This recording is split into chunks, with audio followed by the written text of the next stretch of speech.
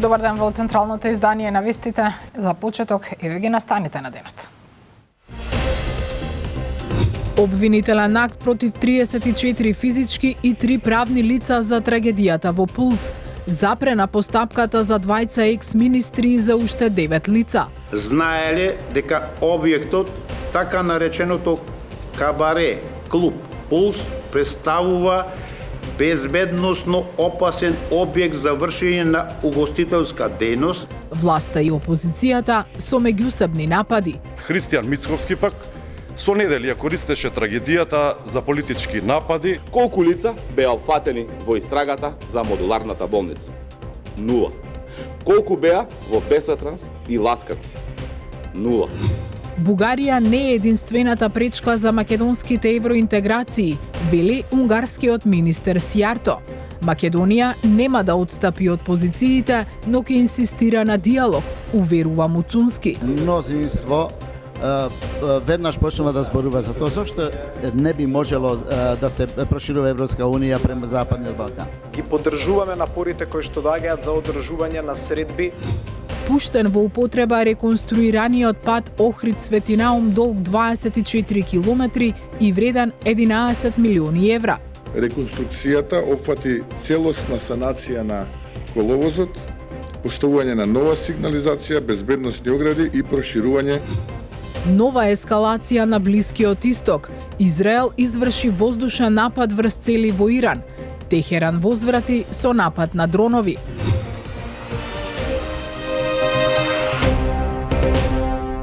Обвинителството поднесе обвинение против 34 физички и 3 правни лица за трагедијата во дискотеката Пулс во Кочани. За двајца поранешни министри пак, како што информираше републичкиот обвинител Коцевски, постапката се запира. Според обвинителниот акт, со години се прикривале неправилности и се дозволувало објектот да функционира, иако не ги исполнувал ниту минималните услови за безбедност. Деталите од Дејан Трајковски. Со години се кршеле закони, се прикривале неправилности за дискотеката Пулс да може да работи без да ги исполнува минималните услови за безбедност, кажа републичкиот обвинител Љупчо Коцевски. Обвинителството го поднесе обвинението против 34 физички и 3 правни лица за една од најголемите трагедии во земјава, во која загинаа 62 лица, меѓу нив 6 деца, бидејќи за влез во дискотеката не се прашувало за години. Прво обвинети се сопственикот на дискотеката заедно со својот син, кој во 12-те години работа на Пулс, правел реконструкции без надзор, вградувал несоодветни материјали кои биле лесно запаливи, не били исполнети минималните технички услови за работа, а ниту биле запазени безбедносни протоколи при опасност. Меѓу 34-цата обвинети, кои според обвинителството не направиле ништо да ја превенираат катастрофата, се и членови на нивните семејства, екс-градоначалници, директори, инспектори, државни функционери, како министри и секретари. Сите се гонат за исто кривично дело, тешки дела против општата сигурност, но по различни ставки. Во оваа група за 5 лица, меѓу кои двајца поранешни министри, постапката е запрена, бидејќи обемот на прибраниот доказен материјал до овој момент не е доволен да се покрене обвинение против нив. Се обезбедија докази за еден државен службеник кој постојано ги изготвувал лиценците за Пулс и кој директно побарал и примил подарок за себе и за други, за да изврши службено действие што не би смеел да го изврши. Во 2019 година прво обвинетиот побарал и добил 12.000 денари парична награда кои му биле исплатени на неговата банкарска сметка. Во 2024 година пак за поголема имотна корист од 226.000 денари, на прво обвинетиот му изработил 2 фалсификувани лиценци кои ги заверил со службениот печат на Министерството за економија, а на кои своерачно се потпишал како да се потпишала обвинетата државна секретарка.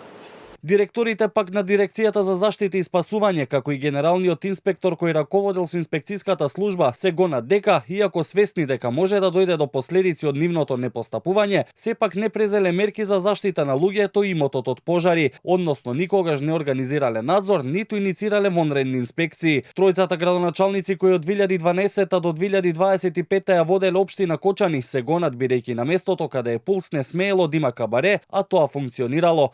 Знаеле дека објектот, така нареченото кабаре, клуб Пулс, представува безбедносно опасен објект за вршење на угостителска дејност, бидејќи не ги исполнувал законските услови. Со своето непостапување му овозможиле на прво обвинетиот и правното лице незаконито да вршат угостителска дејност. За 11 лица е запрена постапката поради недостаток на докази и тие сега нема да се гонат со обвинение, но Коцевски посочи дека тоа може да се промени во иднина. Во однос на 13 полициски службеници кои вчера беа приведени, Коцевски кажа дека како соизвршители не постапиле според прописите на мерките за заштита на присутните во дискотеката Пулс, не спречиле палење на пиротехниката и направиле уште низа безбедносни пропусти.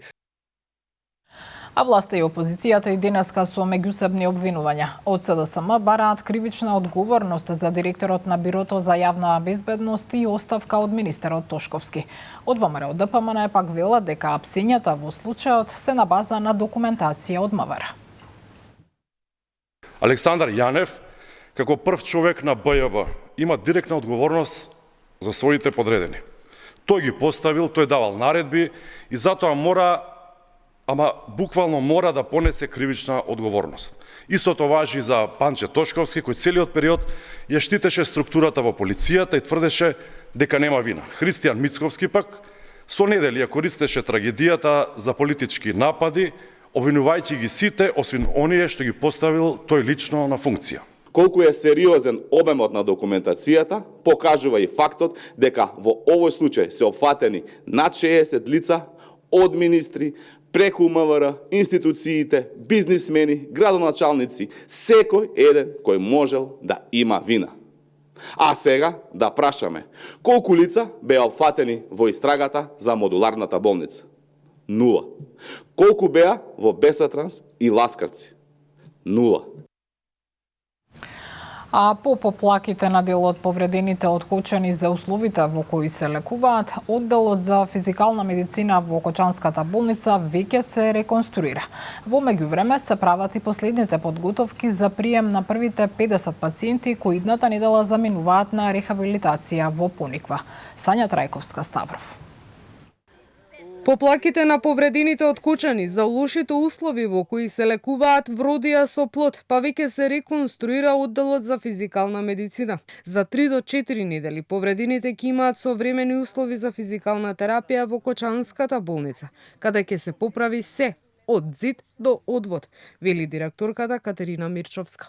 Додека надлежните ги поправаат просториите за физикална терапија во Кочанската болница, лекарски тимови ги прават последните подготовки за прием на првите 50 пациенти кои од среда заминуваат на рехабилитација во Пониква. Комплетна реконструкција која што опфаќа подови, зидови, водоводна канализациона мрежа, струја, комплетна реконструкција во зависност од потребите кои што веќе си ги изјаснија и физијаторот и физиотерапевтите според просторот и според потребите кои што ќе ги имаме во периодот што следува. И дополнително, значи, направен е план дека поголемата група која што веќе обавува физикална терапија во Кочанската болница од повредените ќе биде на Пониква и таму ќе обавува физикална медицина и рехабилитација. Од вторник во Кочанската болница пациентите ќе можат да прават и PRP третман, примање на плазма збогатена со тромбоцити, за кои досега патуваа до Скопје, а директорката вели дека се чекаат и апаратите за пулмолошки прегледи да пристигнат во болницата, за повредените да можат таму да ги направат и контролите на дишните патишта. Спирометар и апарат за гасни анализи од капиларна крв, значи кој што мислам во консултација со специјалисти по пулмологија. Значи во компјутерска томографија имаме во Кочанската болница и во соработка, значи со пулмолозите, во контакт со пулмолозите. се прави набавка на тие апарати, значи ги очекуваме во текот на наредна недела. Од Кочанската болница велат дека наредната недела треба да пристигнат и креми и завои, кои дел од повредените преку телефонската линија со владата побараа да им бидат достапни таму.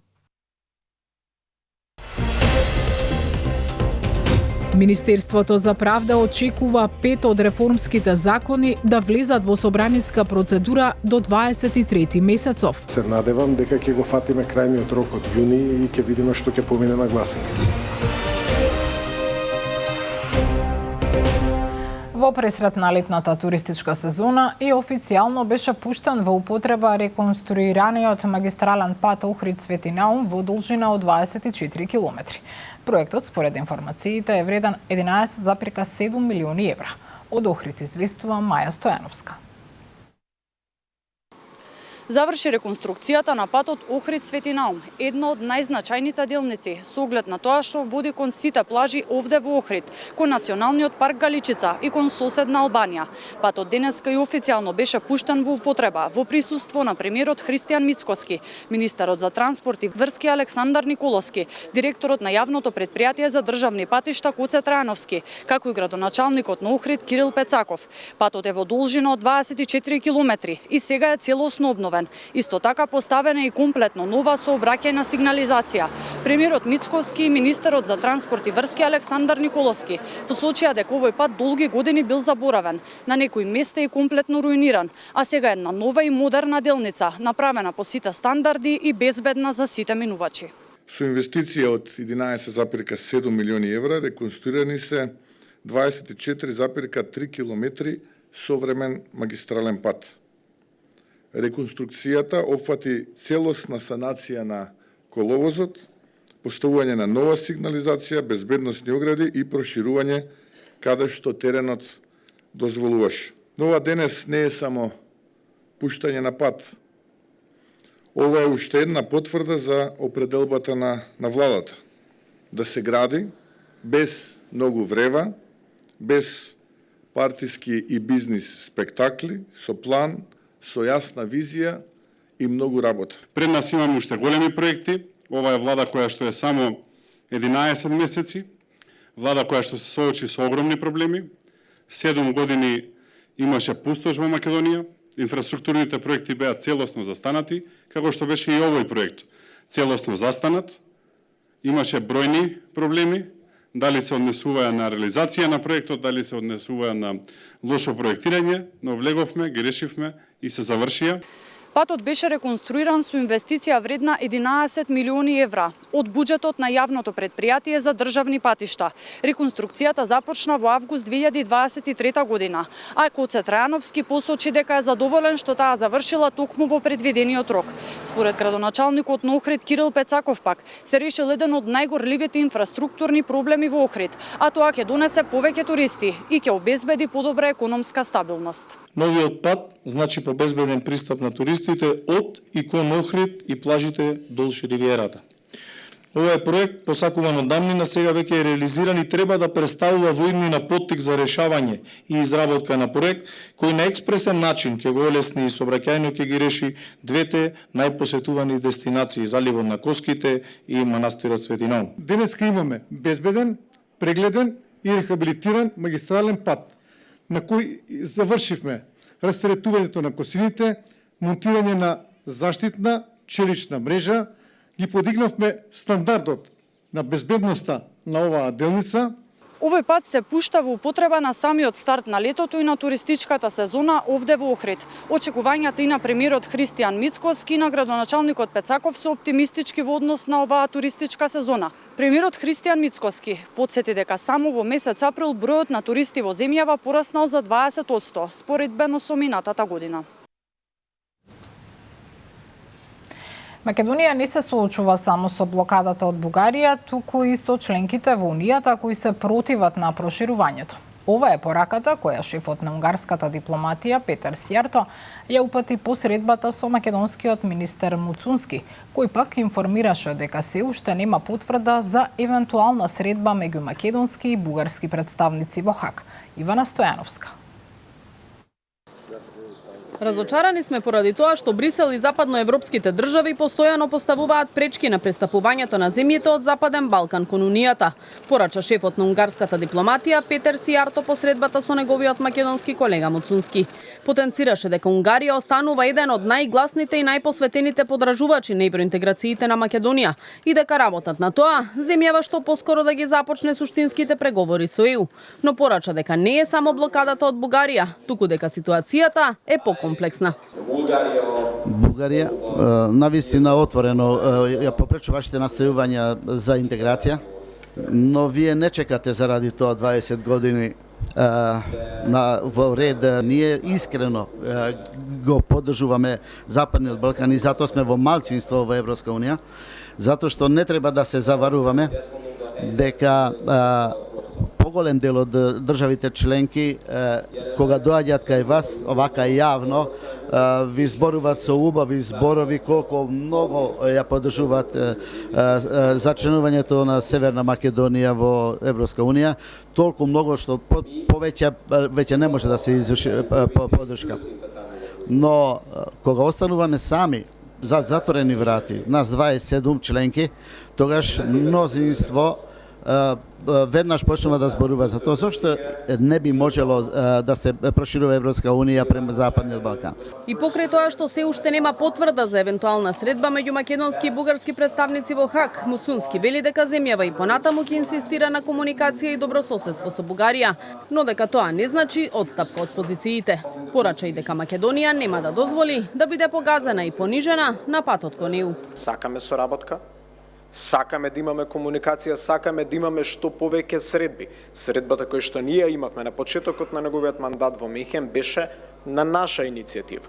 Ги поддржуваме напорите кои што доаѓаат за одржување на средби и во рамки на самитот на Хаг и на сите други форуми и ќе даваме секогаш поддршка на се она што значи добри односи со сите наши соседи, но истовремено тоа не значи отварање на било каков простор за одстапка по однос на тоа што е наша утврдена државна позиција. Посетата на Сијарто во земјава беше заокружена со подпишување на договор за стратешко партнерство меѓу двете влади, кој ќе овозможи унгарски претпријатија да учествуваат во изградбата на проекти од областа на сообраќајот, градежништвото и телекомуникациите во земјава. А во рамки на посетата беше подпишан и меморандум за соработка во образованието, со кој секоја година по 20 македонски студенти ќе добиваат стипендии за студирање во Унгарија. А председателката Гордана Силјановска-Давкова вели дека иако е правило да има средба со својот хомолог, не е проблем да разговара и со бугарскиот премиер Росен Желјасков на самитот на НАТО во Хаг, со оглед дека е потврдено од и нејзиниот бугарски колега председателот Румен Радев нема да биде присутен. Сепак вели дека средбата се уште не е потврдена, бидејќи таа е иницирана од председателот на Европскиот совет Антонио Кошта. Предлогот дојде од господинот Антонио Кошта. И тој сега, кога бев јас во Ница, ме информираше дека нема да дојде господинот Радев на самитот на НАТО, туку ќе дојде премиер. Јас секогаш велам дека може да дојде време да дојде до израз европската креативност, која многу пати сме ја или на пати сме ја виделе, еве и во овој случај, заради доброто на регионот и заради можеби најважниот процес во моментов европски, процесот на проширување. А од Министерството за надворешни работи апелираат до сите македонски државјани кои се наоѓаат на територијата на Израел и Иран да ги следат националните портали за итни случаи и строго да постапуваат согласно упатствата на надлежните институции. Исто така, упати апел до сите македонски државјани да се воздржат од какви било патувања кон земјите од овој регион до подобрување на безбедносната состојба. Согласно добиените информации од амбасадата на Македонија во Тел Авив, во моментов воздушниот простор над Израел и Иран е затворен, како и аеродромите во Тел Авив и Техеран, без конкретна најава за обновување на редовниот воздушен сообраќај, нагласува македонското МНР во соопштението. Оттаму објавија телефонски броеви за контакт при евентуална потреба од помош и додаваа дека во МНР формиран е кризен штаб кој ја следи состојбата. А конфликтот меѓу Израел и Иран ќе има влијание врз цената на нафтата и во Македонија, смета председателот на регулаторната комисија Марко Бислимовски. Изрази надеж дека по пикот цените ќе се стабилизираат, посочувајќи го примерот со војната во Украина, кога цената на дизелот достигна $110 за барел. Деталите од Сандра Спасовска. За само еден ден цената на нафтата на светските берзи скокна за речиси десетина долари поради конфликтот меѓу Израел и Иран. Првиот регулатор во земјава Марко Бислимовски, иако смирува следната недела не се очекува драстична промена на цените на нафтените деривати, вели ако трендот на зголемување продолжи во наредниот период, тоа ќе влија и на цените на нафтата во земјава. Очекува дека ова е само еден пик по кој цените ќе се стабилизираат. Апсолутно ќе има влијание, да видиме како ќе се одрази во следните денови. За следната недела не верувам дека ќе има некое драстично влијание кое ќе носим од буката, но понатака доколку продолжи овој тренд на вака високи цени на нафтените деривати, апсолутно дека ќе има влијание и на цената која што ќе плаќаат корисниците во Македонија. Бислимовски не очекува доколку дојде до пораст на цените на нафтените деривати, тоа да влија и на зголемување на цените на останатите продукти. Потсети дека на стартот на војната во Украина и тогашниот раст на цените на нафтата скокнаа речиси сите други цени, кои никогаш вели не се вратија назад, иако нафтените деривати се далеку поевтини сега.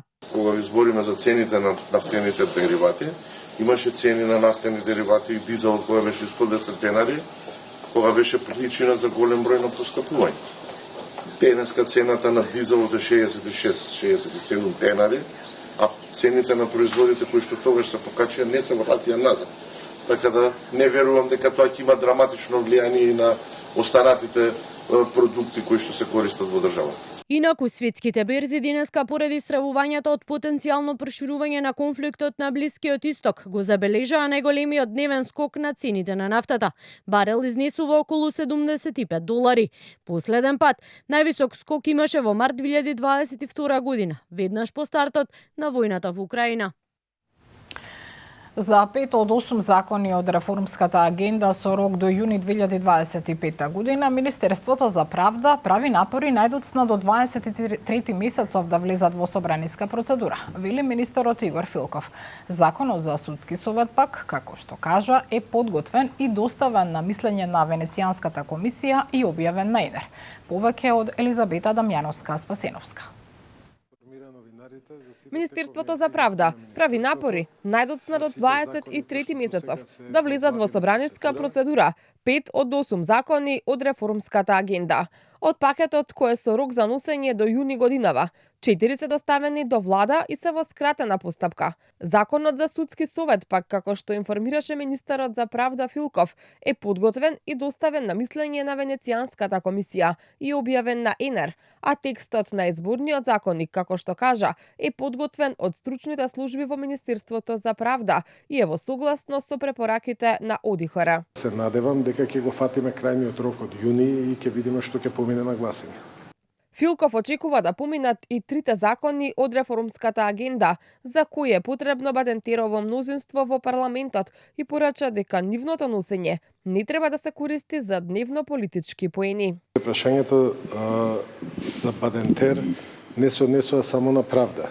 Јас се надевам дека сите политички партии кои што се активни чинители на општествениот живот во Македонија се свесни дека не смеат да ги кочат законите кои што се носат во интерес на граѓаните и ќе бидат свесни дека со тоа прават штета на еден сериозен процес. Според препораките на ОДИХР, изборниот законник ќе упати прецизирање на начинот на финансирање на партиите за време на кампања, а ќе предвиди и ограничување на донациите. Со новиот кривичен законник се очекува да биде направено допрецизирање на одредени кривични дела, а дополнително се воведуваат нови кривични дела поврзани со економскиот криминал. Исто така, за семено насилство ќе се преземаат мерки по службена должност. Најголема промена во правосудниот систем Филков очекува да се случи со законот за помилување, во кој ќе биде укината аболицијата, односно помилување ќе може да се даде само врз основа на правосилна осудителна пресуда. Од законите со рок до декември 2025 година, текстот за законот за кривична постапка, како што кажа Филков, е подготвен од страна на работната група и се изработени кореспондентни табли. Дел од експертите бараат поголеми инвестиции за третман на лицата кои имаат афазија, состојба која се јавува по мозочен удар или повреда на главата. Велат дека за тоа потребна е соодветна рехабилитација која може да трае долг период. Повеќе од Миријана Мирчевска-Јовановиќ. Најчесто при мозочен удар, повреда на главата или невролошки заболувања се јавува состојба на афазија, состојба која влијае на способноста за комуникација, не само што ги ограничува способностите за говорење, туку може да предизвика емоционални и психолошки тешкоти. Од Центарот за рехабилитација на патологија на вербална комуникација објаснуваат дека при ваква здравствена состојба потребни се третмани кои ќе бидат поддржани со зголемени инвестиции за воведување на нови третмани и ресурси. Кај околу 25 до 40% од луѓето кои што се јавуваат мозочните инсулти се развива некаков облик на афазија. Исто така, тука во причините може да ги наведиме травматските повреди на мозокот, како што се сообраќајните несреќи, кои што за жал денес ги има многу и страдаат млади луѓе. Исто така повредите на главата, дегенеративните промени на мозокот, односно Алцхајмеровата болест и деменцијата, тумори на мозокот исто така, инфекциите на мозокот, како што се менингит, енцефалит, абцесите на мозокот, исто така може да бидат причини кои што ја предизвикуваат афазијата. За афазијата многу малку се знае. Истражувањето од страна на Центарот за рехабилитација на патологија на вербална комуникација од 165 луѓе, од нив 68% не слушнале за афазијата. Интересен податок е дека 68% не слушнале никогаш за терминот афазија, а од 235 испитани, 100 мажи и 135 жени, сега кога направивме анализа според полот жени-мажи, видовме дека 90% од жените кои учествувале знаат или ја знаат таа поврзаност помеѓу мозочниот удар и афазијата. Од клиниката за неврологија објаснуваа дека во најголем дел кај пациентите со мозочни хеморагични удари имаат сериозни проблеми со говорот. Јана Јосифовска ве води низ последната самовистина во оваа недела. Останете со Канал 5.